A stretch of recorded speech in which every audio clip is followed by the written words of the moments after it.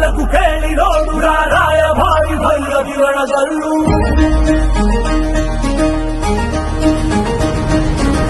ಧಿಕ್ಕರಿಸಿದ ರಾಮ ಶಕ್ತಿಯನ್ನು ಗಾಳದೆ ಜೈಕರಿಸುವರಿವನೆಲ್ಲೂ ಬದಲಾಗಿಸುವ ಸಿದ್ಧಾಂತಕ್ಕೆ ಮುಖಪುಟದ ಮುನ್ನುಡಿ ಗೆಲ್ಲುವನೆಲ್ಲೂ ಬಡವರ ಬದುಕಲು ಕಾಯಲು ನಿಂತ ಸಿಂಹ ಕೇಸರಿ